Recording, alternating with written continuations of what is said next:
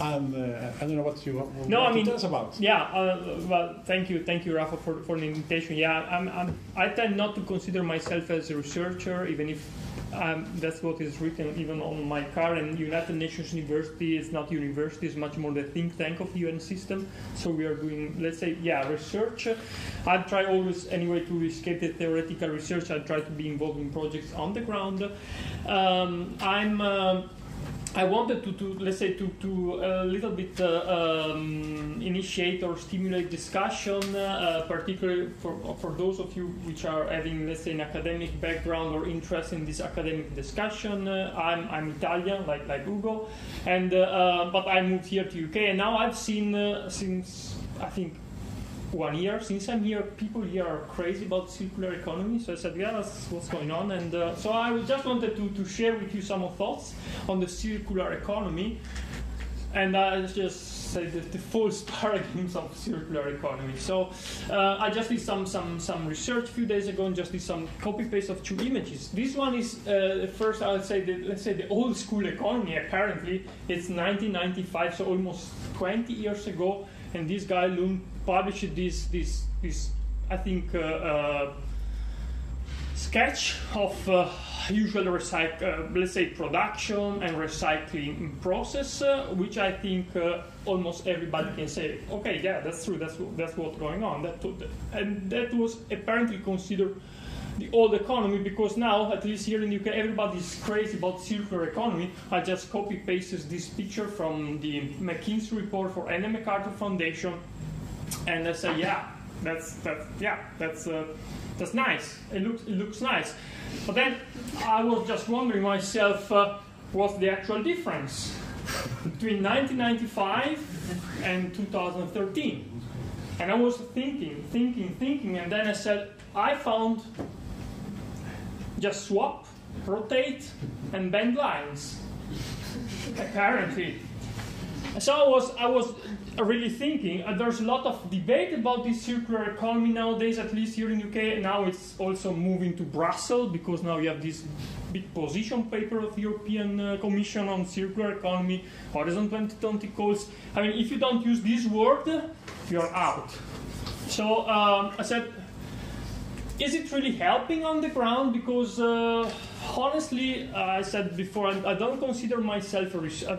I don't really care about research. I don't really care about publishing papers. I really care about moving things forward. And I think it was very inspiring, the first presentation, Engineers Without Border. And I mean, the Fairphone presentation, I already knew about Restart Project. I mean, I want personally to see those changes, because this is where we can change the society and have the real effects. And so I was wondering myself, is this circularity, this was the way out? And I said, well, if we look at this current debate, seems that materials can be circulated in loops forever, and this is actually not really true, because sometimes materials are changing their processes when you do a kind of circle. This is typical for plastics. You cannot keep recycling plastics forever, or not with the same properties. And it seems that you just do this loop and material is always there, which is again actually not the truth, because we have losses within the processes, and losses are something intrinsic. We cannot always keep the material forever. So I mean, just having this circle is not the solution per se.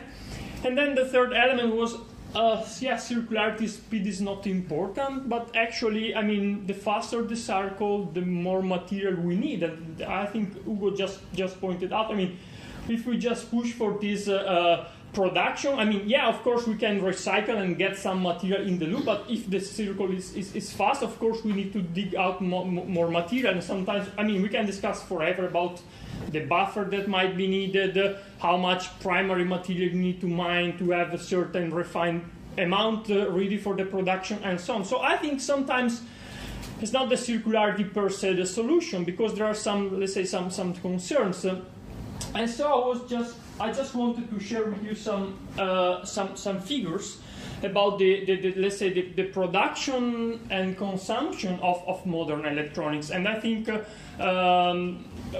some of you might already have seen these figures, and I mean, I'm just using gold as an example, but I think we can do the same sketch or the same graph for with many other materials. So I mean, annually the electronic industry is using quite a share of this global production of gold. Is actually using 300,000 tons, sorry, 300 tons per year. And I mean, this is what we buy, what we have in our pocket with the phones, PCs, whatever. And then, I mean, there are loops of reuse. I mean, I'm absolutely fine with having those loops. I think we should maybe even encourage. Sooner or later, we will have any way to recycle. And then, I think we really need to focus on this part, because sometimes the efficiency along this production and recycling chain is not really the top priority even of policymakers. Because, yeah, I mean, you might see in developing countries, they are very good in collecting spent and used and discarded mobile phones or PC, whatever. So the recovery is still pretty high. But then when we move in subsequent step of the recycling chain, the effectiveness is going a little bit lower, and is really hampering the total amount of gold that is actually recovered in this process. So you see in these figures we are able to recover 35.7 tons of gold out of the 300 we initially used. And then somebody can say, okay, but we are much better in Europe and developed countries, because, yeah, of course, we still consume at global level the same amount of material, but then the problem starts. We are not that good when it comes to the collection. I mean, now the European Union is trying to push for more collection. They said 85% of the disposed equipment of the waste generated should be collected. At the moment, I just use a 60% figure, but I think it's still optimistic, particularly in the case of mobile phones, which are easily thrown in the waste bin. Then, I mean, we are let's say, we are using a lot of mechanical technology, which are maybe very good in processing a lot of material, but sometimes not that good. They are not as good as hands in doing the first part of the pre-processing. And then, of course, we are very good in the very high-tech processes. So really, we have quite a high efficiency in recovering the material. But again, if we just combine the different steps, yeah, it's likely better, but it's still 77 tons out of 300. And this is why, back in 2004, within the STEP initiative, we started to think a little bit at the so-called best of two world philosophy, and we tested on the ground in China for almost 3 years, and we found out that sometimes you need to maximize the efficiency in different parts of the world to maximize the overall performances over the recycling chain. And this is why I think when it comes to end-of-life management of electronics, you cannot just simply say, hey, this is the solution, this is how you can do, just do it. Because in any place of the world we have different implications, different social boundary conditions that might hamper the idea you have when you move into that country and say, hey, you have a problem, this is the solution. It's not working. And this is why I think there's a certain circularity even when it comes to good and bad practices, because I'm just showing you 2 pictures I shot myself. The first one I shot in Ghana a few years ago, in Agobloshi. I think somebody else will show you even more pictures about that. And if we look at this picture, we certainly look with the environmental eyes, and we see there's a lot of waste of resources, pollution of the environment, severe human health consequences. And then we can just change our glasses, our lens, and we just wear the economic lens, and we see They are certainly lacking technologies. Of course, they are lacking the legislative framework. The e-waste bill in Ghana is somewhere in the parliament since, I think, 2 or 3 years and still not being published. And of course, those guys are preventing fair local business. We have entrepreneurs now in Ghana who set up a recycling facility. We are using, let's say, state-of-the-art technology. And they are doing their job well, but those guys are certainly preventing them to have access to material that could be treated in a more, let's say, environmentally sound way. But at the end, those guys are simply trying to live. They're just trying to get those few dollars per day to live and to make their family living. So this is what I call the survival imperative. But I also showed this picture in Italy. It's basically the neighbor of my uncle. And this is funny because this guy during the day is just keeping the local collection point open and accepting e-waste being handed over by consumer. And when he's closing the collection point, he's just doing some cherry picking, selecting the appliances, reaching copper, and he's bringing back home. Again, he's doing wasting resources, polluting the environment. I mean, my uncle is also possibly suffering for human health consequences because he's growing his vegetables just 5 meters away from these maybe 400 kilograms of electronics. He's not using the technologies that are available, for sure, in Italy. He's ignoring our legislative framework and is again hampering fair local business. But the difference between the guys in Ghana and his attitude is simply cheating and ignoring the local conditions. So if you look at the two pictures, of course, the area where we need to focus are different because in the case of Ghana, we have certainly awareness raising, technology transfer, and capacity building.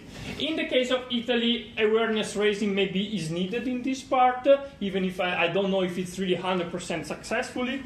But certainly we need much more enforcement and prosecution. So this is really something I would like to focus on because sometimes we think that improper recycling of modern electronics is just a problem of developing country. It is actually not. It's also our own problem, and I could tell you a lot of stories around this. So I started my presentation with this economy 1.0 and economy 2.0. I would just end my presentation with a slide on economy without dots. Because if we look back about this concept of how can we ensure this circularity, keeping resources, I just have 3 main, let's say, recommendations or 3 main thoughts to end my presentation. The first, no matter how you design the supply chain, is it linear, circular, whatever, things, quantity, flows, you can call whatever you want, move from one point to another one. And I think what is really, really interesting is really look how those flows are moving. So really following, tracing those flows.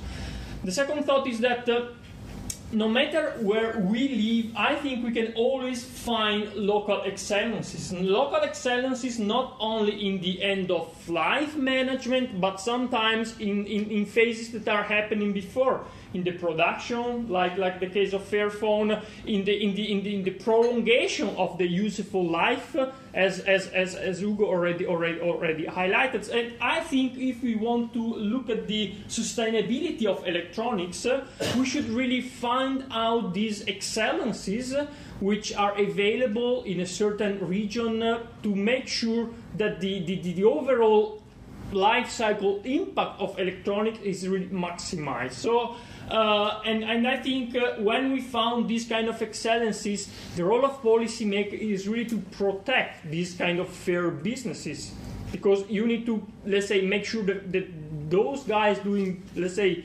competing or doing good jobs are to a certain extent protected, because I think it's really sad when you have recyclers that are closing because they're not receiving enough material, because there's a lot of informal recycling going on. And I think what's going on at the moment here in Europe, when we have recyclers that are really closing firing their employees simply because they don't get enough material.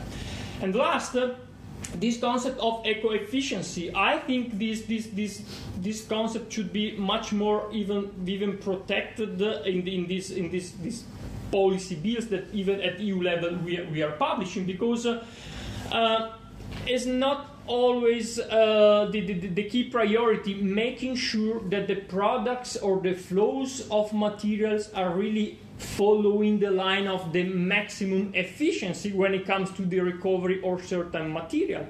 And this is really one of the elements that should be stressed, because again, it's not automatic. When a product is disposed, is being recycled, okay, the solution is there. We use 10, 20, 30, 40 elements of the periodic table in the production of a mobile phone, just to stick to the example of the mobile phone. Disposed, transported to the recycler, full stop. Those 40 elements back in the supply chain. This is actually not true. And this is still, for me, in my honest opinion, the biggest gap even here in Europe when it comes to the legislation. We are actually not able to maximize this eco-efficiency.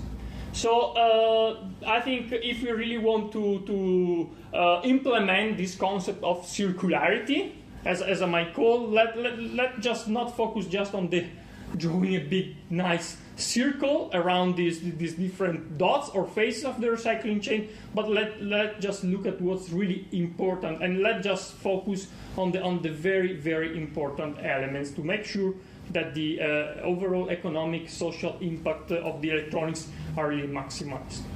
So that's from my end, and of course I'm more than happy to further detail, explain, engage discussion with you on these topics. Thank you.